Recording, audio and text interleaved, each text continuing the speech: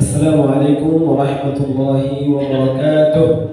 Waalaikumsalam warahmatullahi wabarakatuh. Alhamdulillah, wassalatu wassalamu ala rasulillah. Allahumma salli wa sallim wa barik ala Sayyidina Muhammad wa ala ali Sayyidina Muhammad. Bersyukur kita kepada Allah Subhanahu wa taala dan ucapkan alhamdulillahi rabbil alamin. Wassalatu kita kepada baginda Rasulullah sallallahu alaihi wasallam. Allahumma salli wa sallim wa barik ala Sayyidina Muhammad wa ala ali Sayyidina Muhammad. Para alim ulama, para asatidz, para tuan-tuan guru, orang tua kami kemudian yang kami hormati.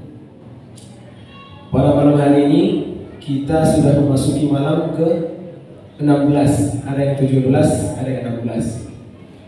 Bapak Ibu yang dirahmati oleh Allah Subhanahu wa taala, mulai malam 10 ke atas itu sudah dimulai buat babak penyisihan.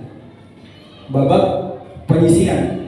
Siapakah yang benar-benar di antara kita itu yang benar-benar dalam dia keadaan berpuasa, dia keadaan sholat lain, dalam keadaan iman dan ihtisab. Nah, mulai dipilih-pilih. Nah, di makin hari makin dipilih orangnya.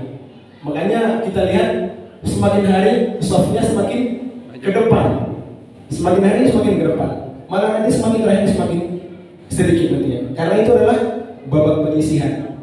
Kita diuji oleh Allah Subhanahu wa taala. Benar-benar enggak kita itu sholat lain itu, berpuasa itu, sholat tarawih itu benar-benar dengan iman dan mengharap balasan dari Allah enggak? Nah, gitu. Kalau sebelumnya mungkin kita sholat itu bisa jadi biar dibilang orang alim lah, biar dibilang orang oh sudah taubat lah, biar dibilang orang sudah oh ternyata dia sudah baik. Mungkin sebelumnya bisa jadi niat kita seperti itu. Makanya dipilih oleh Allah Subhanahu wa taala. Diseleksi manakah sebenarnya niatnya yang benar, yang lillahi ta'ala. Jika niat kita lillahi ta'ala, insyaallah Allah akan kuatkan hati kita untuk memaksimalkan ibadah kita di bulan yang mulia ini. Bapak Ibu yang dirahmati Allah Subhanahu wa taala,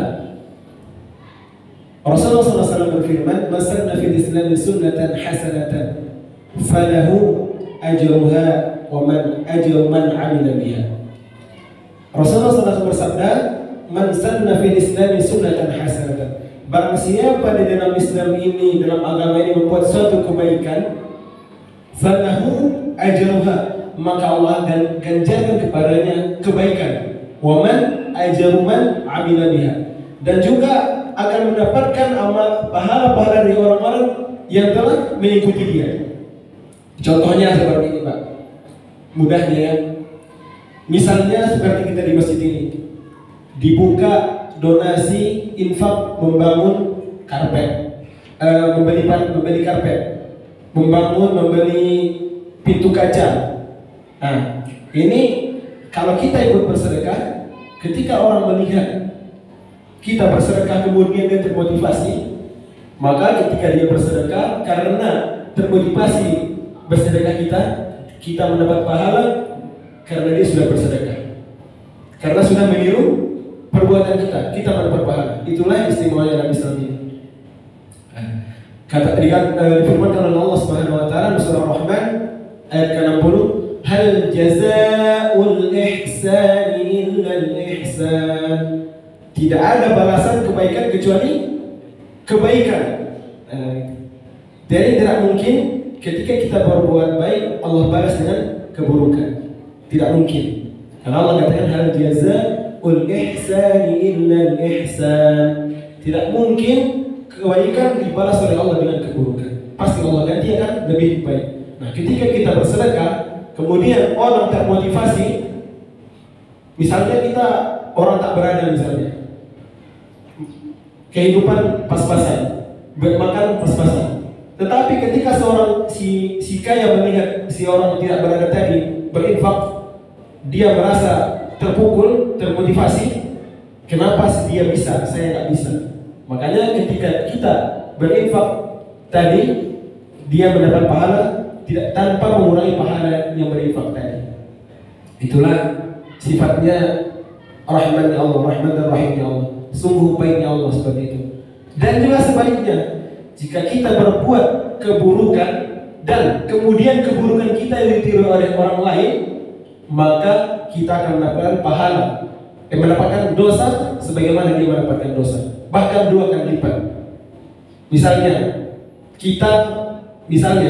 orang bukan kita, orang di luar sana mengajari berjudi misalnya, mengajari orang-orang berjudi, main trading, trading haram, main trading. Kemudian dia mengajari orang lain berbuat haram, dia mendapatkan dosa sebagaimana si orang tadi berdosa.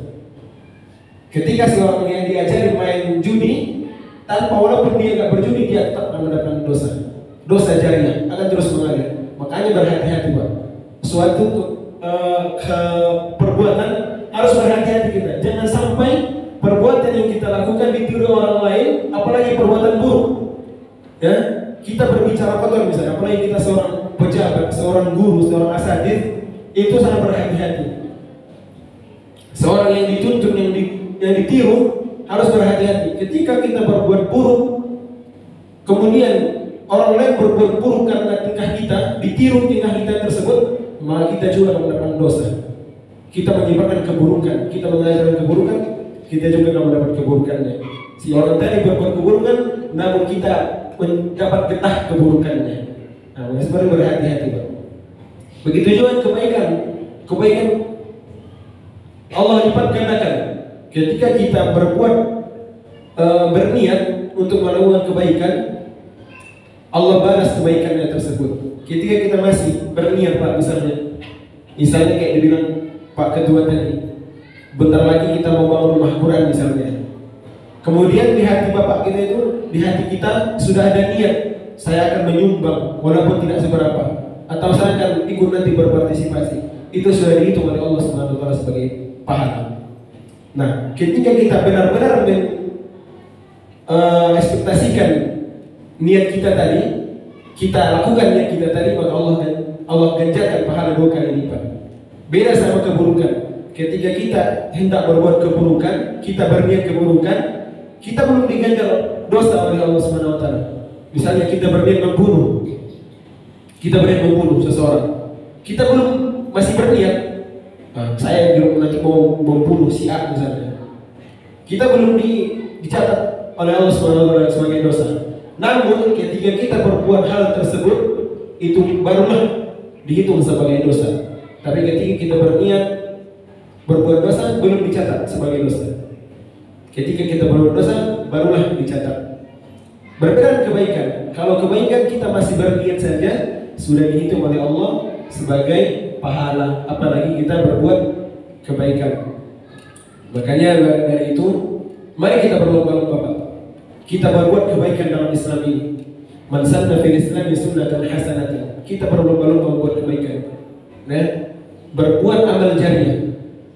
Mungkin di dunia ini kita merasa sepele. Ketika ada sebutan amal jariah, kita biasa-biasa saja. Tapi nanti kita akan sadari bahwa tidak ada yang bisa menolong kita kecuali amal-amal yang telah kita perbuat di dunia ini. Dunia ini tempat kita menabung Pak. Dunia ini tempat kita menabung. Kita akan tuai tabungan kita nanti di akhirat. Kalau kita di dunia ini, ketika seorang ustaz mengatakan, ayo bersedekah amal jariah, mungkin kita biasa-biasa saja. Tapi ketika nanti di akhirat, baru kita sadari tidak ada yang kita bawa kecuali apa-apa yang telah kita infakkan, apa yang kita lakukan perbuatan baik ditiru orang lain. Itu yang akan menjadi jariah untuk kita sebagai pahala. Itulah yang memetik kebaikan-kebaikan kita di akhirat nantinya. Mungkin itu saja yang dapat kami sampaikan pada kesempatan kali ini. Semoga bisa memotivasi kita untuk senantiasa berbuat kebaikan, dan juga pesannya untuk diri kami pribadi yang umumnya untuk kita semua, marilah kita istiqomah sampai di akhir Ramadan. Kalau kita terus sampai ke bulan-bulan berikutnya, karena bulan Ramadan ini adalah bulan pembelajaran, bulan di mana kita diuji, ditempa.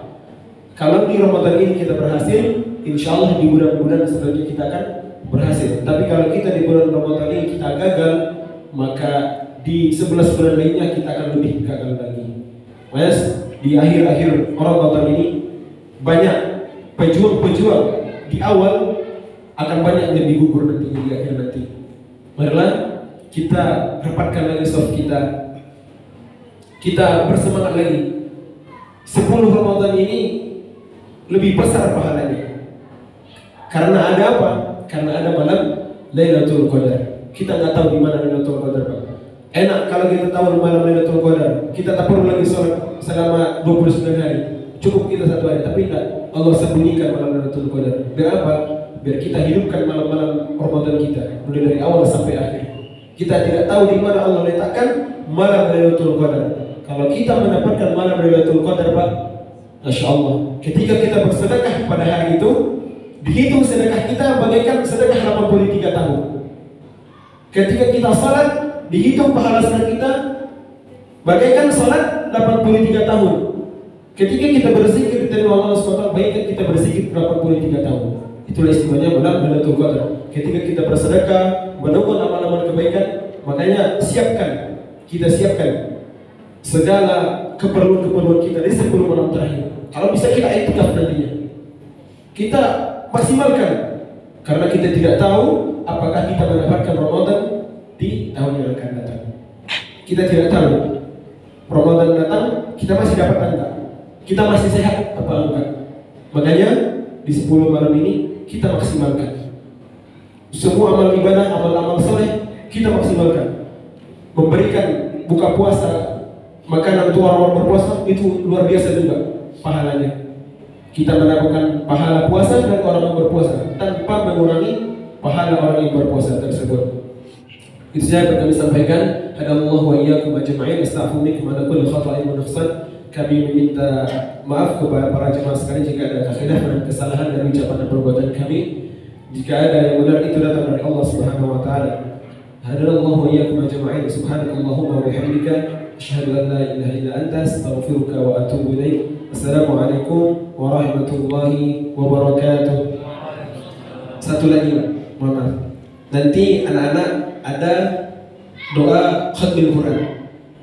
Mari kita sama-sama hadiri. Karena salah satu waktu mustajab berdoa adalah ketika ada orang-orang yang menghatamkan Al-Quran.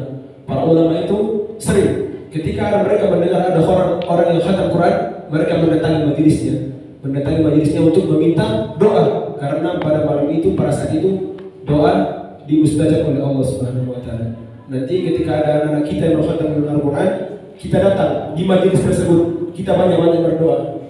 Nanti kita akan datang oleh para malaikat, ada khatmul Quran, penutupan Al-Quran, menghatamkan Al-Quran. Mungkin saya demikian. Assalamualaikum warahmatullahi wabarakatuh.